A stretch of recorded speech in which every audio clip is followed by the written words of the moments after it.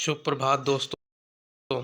आपको एक वैकेंसी के साथ आरआरबी ग्रुप डी के फॉर्म जो कि स्टार्ट हो चुके हैं और इस बार कंपटीशन रहने वाला है कम रहने का सबसे बड़ा कारण जानते हैं आप क्या रहेगा कि हाल ही में एक वैकेंसी चल रही है आरआरबी ग्रुप डी की, जिसके फॉर्म शायद पिछले साल भरे गए थे और उसकी परीक्षा भी चल रही है। ठीक है, तो उसमें ऐसा है कि जो बहुत साल से तैयारी कर रहे होंगे बच्चे वो हो जाएंगे, बचेंगे वही बच्चे जो नए हैं।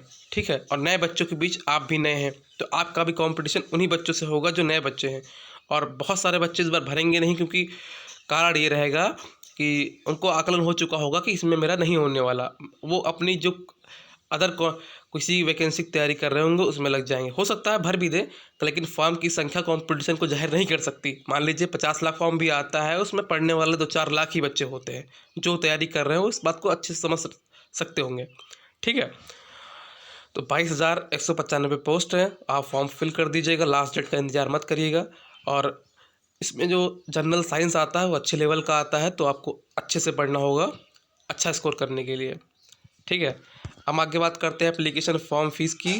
तो जनरल ओबीसी वालों के लिए 500 रुपये रहने वाला है, एसटी एससी ईबीएस फीमेल के लिए 250 रुपये।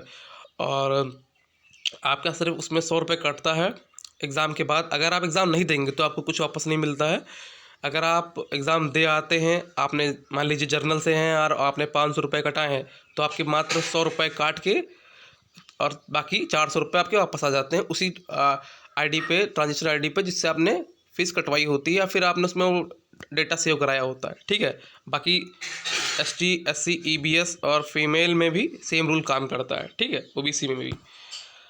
और ऑनलाइन अप्लाई लास्ट डेट जो कि हमारी 2 मार्च 2026 रहने वाली है।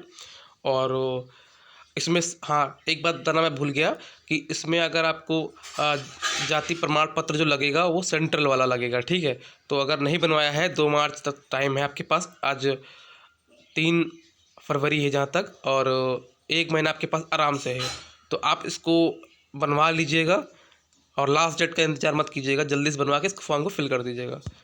ठीक, अब इसकी सिलेबस की बात कर लेते हैं। देखिए, सिलेबस में रहने वाला है साइंस 25 क्वेश्चन रहेंगे।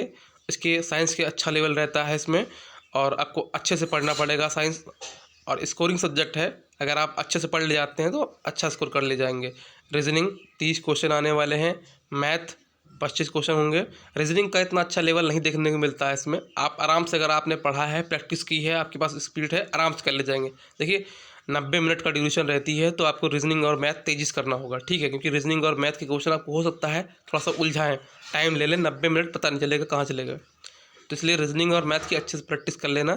अगर सिलेबस पूरा नहीं है तो आप सिलेबस पहले पूरा कर लेना, उसके बाद प्रैक्टिस पे आना। ठीक है, और जीएस जीके करंट अफेयर ये हमारा 20 नंबर का आता है। इसमें मोस्टली करंट के क्वेश्चन होते हैं, करंट थोड़ा सा टफ भी आ सकता है। ठीक है, ऐसा रहता है ना करंट का कि अगर पुराना पूछ लेते हैं, मान लीजिए 26 चल रहा है और 23-24 के बीच का पूछ लेंगे तो बच्चे को शायद नहीं याद रहता है। तो ऐसा रहता है कि करंट के क्वेश्चन थोड़ा सा टफ पड़ जाते हैं इस मामले में, और थोड़ा डीप भी पूछ लेता है। टाइम ड्यूरेशन रहेगी 90 मिनट, जो कि मैं आपको बता चुका हूँ। 100 क्वेश्चन करने होंगे, तो थोड़ा सा आसान नहीं रहता है, क्योंकि स्पीड थोड़ा सा मेंटेन रखनी पड़ती है। कंप्यूटर पे आपका एग्ज़ाम होगा, और मैं यही कहूँगा कि पहले आप सिलेबस को अच्छे से पढ़ लें, पूरा कर लें। ठीक है, उसके बाद आगे बढ़ें, ताकि आपको क्वेश्चन लगाने में, प्रैक्टिस करने में दिक्कत ना हो। और अच्छे से प्रैक्टिस करके जाना। स्कोर जब मॉक टेस्ट में कुछ आने लगे 60-70, तब मानना कि हाँ मैं सही दिशा में जा रहा हूँ। 50 प्लस भी धीरे धीरे आएगा, क्योंकि अगर आप नए हैं ना तो नंबर लाने में कुछ दिन दिक्कत होगी। आप एक टॉपिक पढ़ेंगे, हो सकता है अगले प्रैक्टिस सेट में उस टॉपिक से क्वेश्चन ही ना आए। तो उसके लिए आपको तैयार रहना है कि हाँ मेरे नंबर अभी नहीं आ रहे हैं, तो मैं जानता हूँ कि क्यों नहीं आ रहे। मैंने मेहनत कम की है, उस लायक मेरी मेहनत नहीं कि नंबर कम आ रहे। रिवीजन प्लस प्रैक्टिस, यही मंत्र है एक जो आपको अच्छे स्कोर तरफ ले जाएगा। पहले आपको अपना सिलेबस पूरा करना है और उसके बाद प्रैक्टिस पे आना है। 25% 30% में सिलेबस पूरा है तो आप प्रैक्टिस पे जा सकते हैं, लेकिन आप अपना सिलेबस कंप्लीट करना मत छोड़ें कि हाँ मैंने इतना कर लिया है, मेरे हो सकता है किसी मॉक टेस्ट में 80 नंबर भी आ जाए 100 में से, तो आप खुश हो गए कि भाई मेरे 80 आने लगे। हो सकता है कि उसी में केवल आए हों, हो सकता है उसमें सबके अच्छे नंबर आए हों, अगला टफ बन जाए, इसलिए बोल रहा हूँ मैं। ठीक है, अच्छे से तैयारी कीजिएगा और हमारी शुभकामनाएं आपके साथ हैं। आपका सिलेक्शन जल्द से जल्द हो। All the best.